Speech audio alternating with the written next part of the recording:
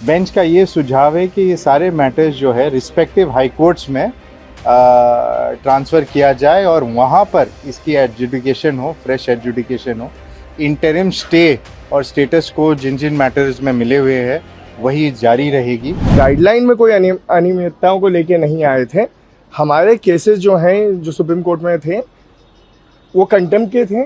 हमारा कहना था कि सुप्रीम कोर्ट के जजमेंट के बावजूद और इतनी व्यापक गाइडलाइन बनाने के बावजूद स्टेट्स ने उसको अंगूठा दिखाया, उसको मानने से इनकार किया और बहुत सारे केसेस में बिना गाइडलाइन को फॉलो किए हुए इन बिल्डिंग्स का, मॉन्यूमेंट्स का, मस्जिदों का, प्लेसेस ऑफ वर्शिप्स का डिमोलिशन हुआ है।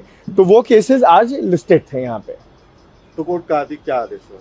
कोर्ट ने आदेश ये दिया, क्योंकि बहुत सारे केसेस में फैक्ट्स पे सवाल था, ये था, तो उन्होंने ये कहा कि ये सारे केसेस, ये पूरी paper books high court, jurisdictional high court में भेज दी जाएंगी, क्योंकि कुछ केस राजस्थान से थे, कुछ केस यूपी के थे, कुछ दिल्ली के थे, कुछ वेस्ट बंगाल के थे, कुछ महाराष्ट्र के थे।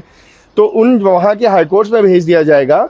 हाईकोर्ट्स को ये कह दिया है कि वो इसे, क्योंकि वो कंटेम्प्ट सुप्रीम कोर्ट का होता तो वो एंटरटेन नहीं कर सकती थी, तो उनको कह दिया कि वो एंटरटेन कर सकते हैं। और साथ ही साथ ये कह दिया है कि ज़रूरत पड़ने पे फैक्ट फाइंडिंग के लिए डिस्ट्रिक्ट जज या सेशन जज की सहायता ली जा सकती है।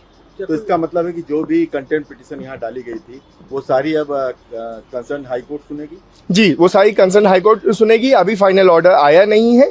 जब फाइनल ऑर्डर आ जाएगा तो उस पर ज़्यादा क्लैरिटी रहेगी। उसमें ये ऑर्डर पास हुई है, honourable chief justice of India ने पास किया है और उनका ये प्रस्ताव है जिसको अभी तक फाइनलिटी नहीं दी गई है।